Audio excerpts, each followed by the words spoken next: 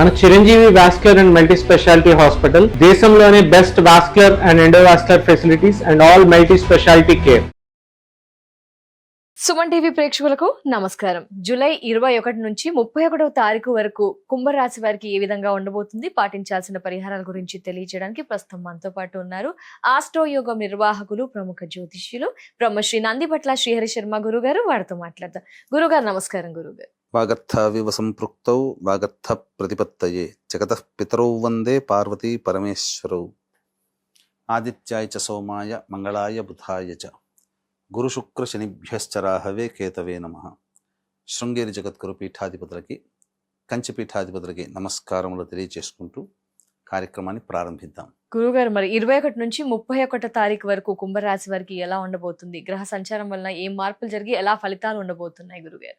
ప్రధానంగా ఈ యొక్క కుంభరాశిలో జన్మించినటువంటి వారికి గమనించుకున్నట్లయితే గురువు అనుకూలంగా లేకపోవడం గత కొన్ని రోజులుగా చూస్తున్నాం. అంటే అంతకుముందు యోగదాయకంగా ఉన్నప్పటికీ గురువు అనుకూలంగా లేకపోవడం వల్ల కొన్ని సమస్యలు కొత్తవిగా ఏర్పడడం, ముఖ్యంగా రుణబాధలు పెరగడం, ధన ఇబ్బందులు, లక్ష్మీ ప్రాప్తి కలగకపోవడం, ఆర్థిక పరంగా ఇబ్బందులు ఎదుర్కోవడం అనేటువంటిది మనం చూస్తూ ఉన్నాం. అయితే అలాగే ఇన్వెస్ట్మెంట్స్ పరంగా చూసుకున్నప్పటికీ కూడా ఏమాత్రం కూడా అనుకూలంగా లేనటువంటి పరిస్థితి.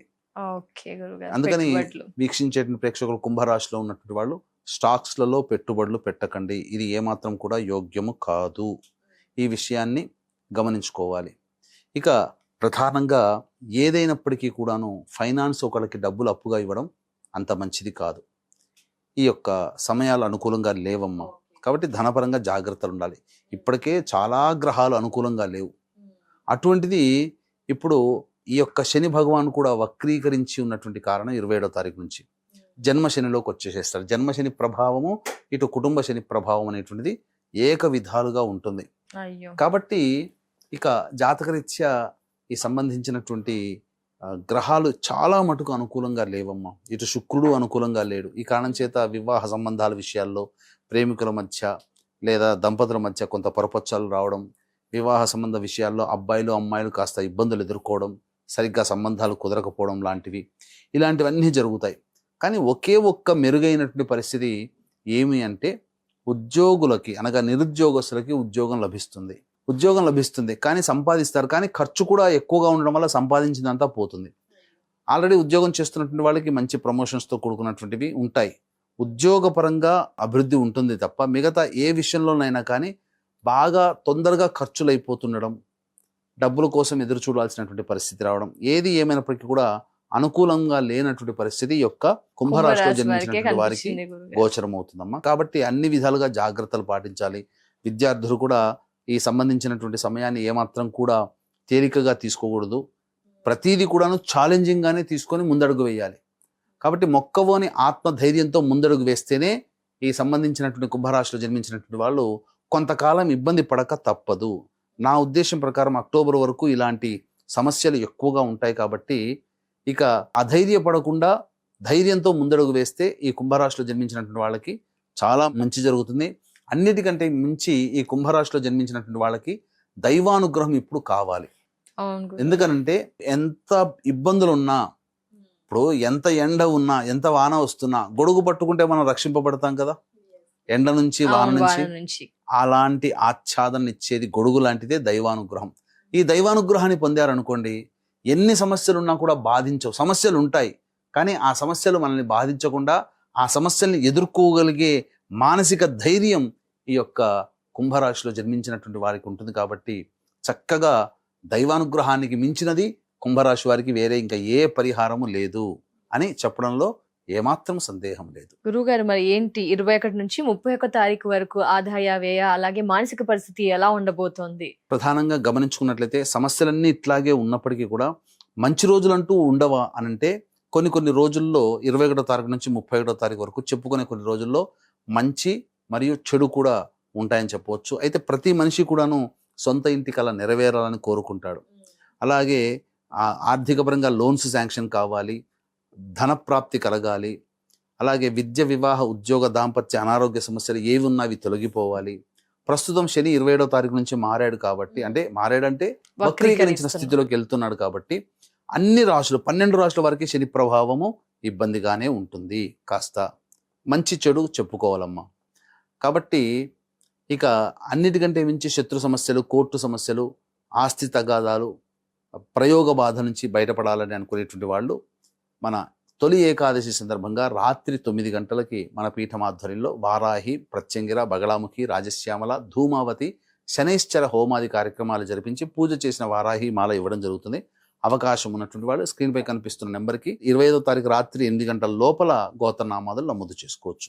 ఇక దైనందిన కార్యక్రమంలో, రోజువారీ కార్యక్రమంలో కనుక మనం చూసుకున్నట్లయితే 21వ తారీఖు రోజున ఖర్చులు అధికంగా ఉంటాయి, ప్రశాంతత లోపిస్తుంది, ఏ పని చేయాలన్నా కూడాను ఆసక్తి ఉండదు, ప్రతిదీ కూడాను కాలయాపన జరుగుతుంది. 22, 23 తేదీల్లో మాత్రం తండ్రి గారి ఆరోగ్యం పట్ల శ్రద్ధ వహించాలి. అలాగే సంతానం మూలకంగా ఖర్చులు, సమస్యలు పెరుగుతాయి, సంతానంతో విభేదాలు అనేటువంటివి వస్తాయి, ఆస్తిపాస్తులకు సంబంధించిన చర్చలు, కోర్టుకు సంబంధించినటువంటి చర్చలు వస్తాయని చెప్పవచ్చు. ఇక 24, 25, 26, 27, 28 ఈ 5 రోజుల పాటు అనూహ్యముగా అన్ని విధాలుగా యోగదాయకంగా ఉంటుంది. సమయానికి ఖర్చులకి తగ్గట్టుగా సంపాదన లేదా ధనము చేకూరడం, తద్వారా కొంత మానసికమైనటువంటి ప్రశాంతత ఉంటుంది. సంతోషంగా కుటుంబ సభ్యులతో ఆనందంగా గడుపుతారని చెప్పవచ్చు.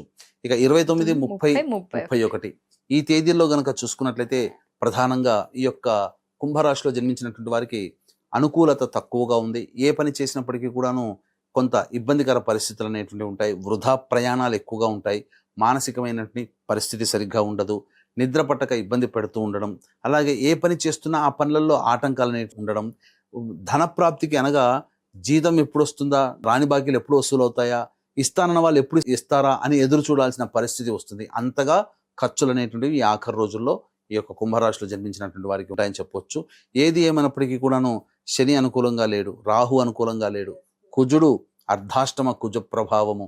కాబట్టి వాహనాన్ని నడిపేటప్పుడు జాగ్రత్తలు పాటించాలి. ఈ యొక్క కుంభరాశి వారు తల్లిగారి ఆరోగ్యం పట్ల శ్రద్ధ వహించాలి. అలాగే బుధుడు అనుకూలంగా లేడు, గురువు అనుకూలంగా లేడు, శుక్రుడు, కేతువు, ఒక్క రవిగ్రహము తప్ప ఏ గ్రహము కూడా అనుకూలంగా లేదమ్మా. కాబట్టి దైవానుగ్రహాన్ని పొందే ప్రయత్నము తప్పకుండా చేయాల్సిందే, అందులో సందేహం లేదు. దైవనామ స్మరణ తప్ప ఈ కుంభరాశి వారిని రక్షించేది ఇక ఏదీ లేదు అని గమనించాలి. మరి ఏం చేయాలి గురుగారు? ఇంత కష్టంగా అనిపిస్తుంది కుంభరాశి వారిది వింటూ ఉంటేనే. ఏం పరిహారం పాటించాలి, ఏం చేయాలి? ప్రతిరోజు కూడాను నవగ్రహాల చుట్టూ శివాయ నమః అంటూ 27 ప్రదక్షిణలు చేసి నవగ్రహ స్తోత్ర పారాయణము 11 సార్లు పారాయణం చేసి ఈశ్వరుడికి అభిషేకం, అర్చన జరిపించుకుంటే చాలా మటుకు సమస్యలు పరిష్కారం అవుతాయి. ఇలా ఈ విధంగా ఒక 7 రోజులైనా లేదా నెలాఖరు వరకైనా కానీ ఈ విధంగా చేసుకున్నట్లయితే చాలా ఉపశమనం పొందుతారు.